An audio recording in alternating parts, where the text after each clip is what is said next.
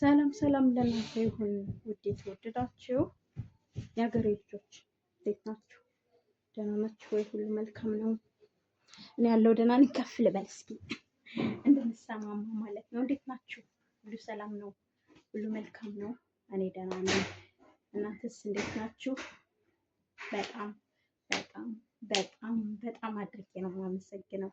ሰብስክራይብ ያደረጋችሁን፣ ላይክ ያደረጋችሁን ሳሳሱ በጣም ነው የማመሰግነው። በዚሁ ከቀጠልን ትልቅ ቦታ ማንደርስበት ምንም ነገር የለም። በጣም ነው የማመሰግነው እጅግ አድርጌ ማለት ነው። እና በጣም በጣም እና ከምስጋና ደግሞ የቀጠለ ማለት ነው ላወራችሁ ዛሬ የመጣሁት። እንደው በጣም ቆየሁኝ አልተመቸኝም ነበር እና ላወራችሁ የፈለኩት ጠጋ ልበል፣ ድምጤ ድንገት ከራቃችሁ ላወራችሁ የፈለኩት እናንተ ጠፍቶ መስራት ማለት ምን ማለት ነው? ኩዌት ላይ በጣም ብዙ ልጆች እየተቸገራችሁ እንዳለ ሰምቻለሁ። በባለፈው ቪዲዮም እንዳያችኋት አብረን ስናወራ የነበረች ድምጧ ሲገባ የነበረች አንድ ነበረች ከሴትዮ እህት ጋር ምትሰራ ማለት ነው። እና እሷ ራሱ ቀይራለሁ እያለች ነበር እና በእሷም የተነሳ ነው ቪዲዮ ልሰራላችሁ ያሰብኩ ማለት ነው። እና ጠፍቶ መስራት ማለት ከባድ ነው። ሁለት ነገር ነው ማውራት የምፈልገው። ሲጀመር ልጠፉ የተዘጋጃችሁ እንዳጠፉ ነው። ሁለተኛ ደግሞ ኢትዮጵያ ላይ የሚያስቡት አስተሳሰብ እና እኛ ጠፍተን የምንሰራው ምን አይነት ስራ ነው የምንሰራው? እኔ ምሳሌ ዩቲዩብ ከከፈትኩ ሳምንቴ ነው አይደል? ሁሌ ምን ላይ እንዳለው ታያላችሁ። ህፃን ልጅ ስለማይ ይሄን ዩኒፎርም እንኳን ለሶስት ወር ለብሼ ነው ማድር ለብሼ ነው። ለዛ ነው በዩኒፎርም ብዙ ጊዜ የምሰራላችሁ፣ ክፍል ስለማልገባ ልጁ ጋር ነው ማድር። ያው ከሰዎቹ ጋር ስታድሩ ደግሞ ደስተኞች አይሆኑም እና እንደው እንደዚህ አይነት ዩኒፎርም እንኳን እንድለብስ አይደለም ሴትዮ የምትፈቅድልኝ። አይታችሁታል። በጣም ትልልቅ ዩኒፎርም ነው የምለብስ። ምን ለማውራት ፈልጌ ነው? ጠፍቶ መስራት ማለት ጠፍተው የሚሰሩ መጥፎ ቦታ የሚሰሩ ልጆችም አሉ።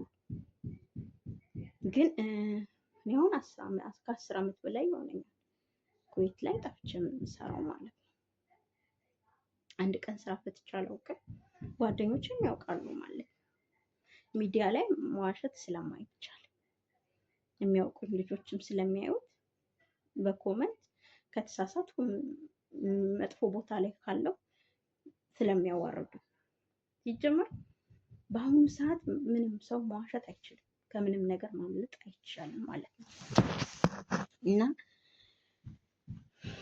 እና እንደዛ ነው። ማምለጥ አይቻልም። ከወሬ ማምለጥ አይቻልም። ከሰዎች ማምለጥ አይቻልም።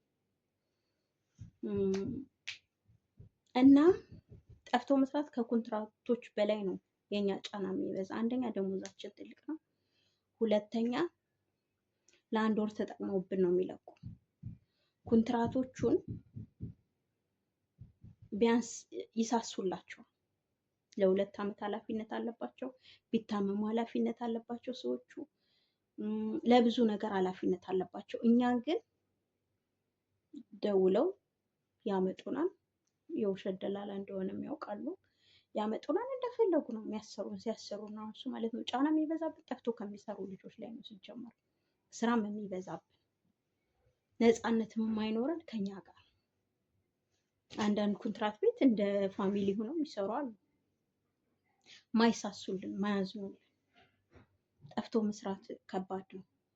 ኢትዮጵያ ደግሞ የሚያስቡት ጠፍቶ መስራት ማለት በብልግና ነው የሚወስዱት ሲጀመር። እኔ በዚህ ዙሪያ ላይ ማውራትም እፈልጋለሁ በጣም እና ጠፍቶ መስራት ማለት ራሱ ከባድ ነው። ስለ ራሴ ሳወራችሁ ትክክለኛ የሆነ ቢሮ እንኳን አልነበረኝም ማለት ለረጅም ጊዜ የሆነ ቦታ ገባለሁ፣ እሰራለሁ። ከዛ ስወጣ በቃ ፈጣሪ ስለጠበቀኝ ነው እንጂ መኖር የምችል ሰው አይደለሁም። አሁንም እንደዛው በቃ ያለ የሆነ ጓደኛዬ ጋር እኔ እስከፈለኩ ሰዓት እሰራለሁ። ከዛ ከአንድ ቤት ወጥቼ ወደ አንድ ቤት ነው የሚሄድ። እሱ ችግር የለውም፣ ይሄ የራሴ ምርጫ ስለሆነ። ግን የስራ ጫና የሚበዛብን በእኛ ላይ ነው። ኢትዮጵያ ደግሞ የሚስሉት ጠፍቶ መስራት ማለት በብልግና ነው የሚያዩት። እና ጠፍቶ መስራት ማለት በጣም ከባድ ነው ከምላችሁ በላይ ብትታመሙ እንኳን በጣም ሰዎቹን የምትለማመጡ ከሆነ ነው። ምክንያቱም ራሳችሁ መታወቂያ ስለሌላችሁ መታከም ስለማትችሉ ማለት ነው። እኔ ደግሞ ሰዎቹን መለማመጥ ስለማልወድ ብዙ ጊዜ ኩላሊቴን አሞኝ ያውቃል። እግሮቼ ምናምን በጣም ተነፋፍቶ ያውቃል። እና ሕክምና አልሄድም የምለማመጠው ሰው ስለሌለ ማለት ውሰዱኝ የምለው ሰው ስለሌለ እና ለሰዎች እንደዚህ ነው ከምል ይልቅ ለፈጣሪ ባወራው ይሻለኛል ስለሚረዳ እና በቻልኩት መጠን ደግሞ ዩቲዩብ ላይ አይቼ ማለት የሚያመኝ ነገር ጋር ያለውን ነገር እወስዳለሁ። እንደዛ ነገር አደርጋለሁ በተቻለ መጠን እና ጠፍቶ መስራት ማለት ከባድ ነው። ያስጠፏችሁ ሰዎች ራሳቸው የሚያገኙት ጥቅም አስበው ነው ሲጀመር የሚያስጠፏችሁ፣ ለእናንተ አዝነው አይደለም። ከዛ ደግሞ ከወጣችሁ በኋላ ብዙ ዋጋ ነው የሚያስከፍሏችሁ፣ በጣም ጎበዞች ካልሆናችሁ። ብሩን ተውት፣ ይሄዳን ይመጣል። ግን በሌላ ነገርም ዋጋ የሚያስከፍል ነገር ሊያጋጥማችሁ ይችላል። ቤትም አትቀይሩ። በተለይ ሌላ ሀገር ከሰራችሁ በጣም ነው የሚከብድ አውቃለሁ። በጣም ነው የሚከብድ። እኔ እንደነገርኳችሁ ወደዚህ ሀገር ስመጣ ዱባይ ሰርቼ ነበር እና ኩዌት ብሩ በጣም አሪፍ ነው ሲባል ሰምቼ ነው ወደ ኩዌት የመጣው ማለት ነው። እና በጣም ከብዶኝ ነበር። ከመጥፋቴ በፊት 2-3 ሰው ቤት ቀይሬያለሁ። እዚህ ሀገር እንደነገርኳችሁ ይሸጧችኋል፣ ይደራደሩባችኋል። ልክ እንደ በግ እንትን ሂዳችሁ ሱቅ እንትን ቢሮአችሁ ሂዳችሁ እንደዚህ አቁመው ነው የሚያዩአችሁ፣ ሰውነታችሁን ምናምናችሁን ልክ በግ እንደሚገዛ ሰው እንደዛ ነው የሚያደርጉ እዚህ ሀገር። እና ይጨንቃችኋል፣ ቢሮ ስትሄዱም ይጨንቃችኋል። ተመርጣችሁ ነው የምትሄዱ። አንዳንዶች ክፉ ሰው ደግሞ ካጋጠሟችሁ ወስደዋችሁ አሰርተዋችሁ ምናምን ይመልሷችኋል። ምክንያቱም 3 ቀን እንትን ስላለ ተጅርባ አለ። ይቅርታ አረበኛ ስለተጠቀሙ ማለት የሚያዩበት 3 ቀን አላቸው። ከተስማማችሽ ትቀጥል፣ ካልተስማማችሽ መልሻት ብለው ይሰጧታል። ከዛ 3 ቀን ከእኔ የሆነ ቤት አንዴ ለ3 ቀን የሆነች ሴትዮ ሰጠኝ። እሺ ያ ነበረች እና ይኸውልሽ መሬት ስታስወለውል በመወልወያ አይደለም የምታስወለውል፣ አስጎንብሳ ነው የምታስወለውላችሁ መሬቱ። እንደዛ አስወልውላም ኩሽና ነበር ያሳደረችኝ እና ትዝ ይለኛል የሆነ የበሰበሰ አንዲት ድንች ከምን ድርጋ ነው ጠብሳት ይሁን ሮብ ይሁን እንደዛ ነው የሰጠችኝ በ3 ቀን አንዴ። እነሱ ሲጀመር ምግብ ላይ በጣም ከባድ ናቸው ሸያዎች እና በጣም ከባድ ነው ወገኖች። ያም በኮንትራት ቢሮ እያለሁ ማለት ነው። ከዛ በ3 ቀን የመለሰችኝ ኢትዮጵያዎች ነበሩ። ከኢትዮጵያዎች ጋር እንኳን እንድትገናኙ አይፈቀድም ነበር። ድሮ ስልክ አለ የለም እንደዛ ሲቀያየሯችሁ ስልክ አትይዙ። አሁን ስልክ አላችሁ። አሁን ግን ስልኩ ከምንም ነገር አይጠብቃችሁ። ግድ የላችሁም። በመጣችሁበት ቤት እንደምንም ብላችሁ ስሩ። መስራት ካልቻላችሁ ደግሞ ተናዘል ጠይቁ። ተናዘል ማለት ደግሞ እንትን የመኖሪያ ፍቃድ ያመጣችሁበትን ወጭ መልሳችሁ ውጭ ስሩ። እዚህ ሀገር ውጭ ስራ ምንም ጠፍቶ አይጠፋም። ስራ አለ ኩዌት ላይ። ስለዚህ እባካችሁ እንዳትጠፉ በፈጠራችሁ። በጣም የተቸገራችሁ ልጆች ካሉ ኮመንት ጻፉልኝ፣ ስልኬን እልክላችኋለሁ ማለት ነው።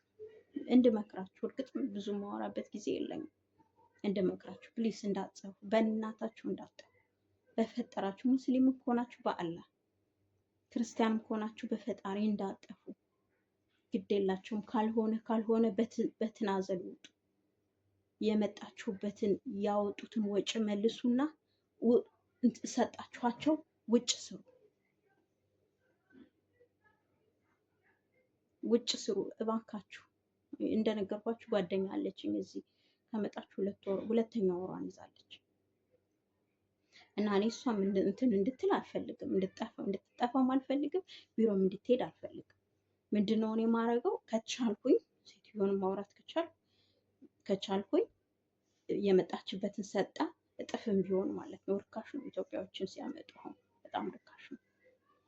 እጥፍም ቢሆን ሰጣት ውጭ የምትሰራበትን ነገር ማመቻቸት ነው እንጂ በፍጹም እንዳታረጉት። ደግሞ አሁን እዚህ ሀገር በጣም ህጉ ጋር ጠቋል። ሴም ራሱ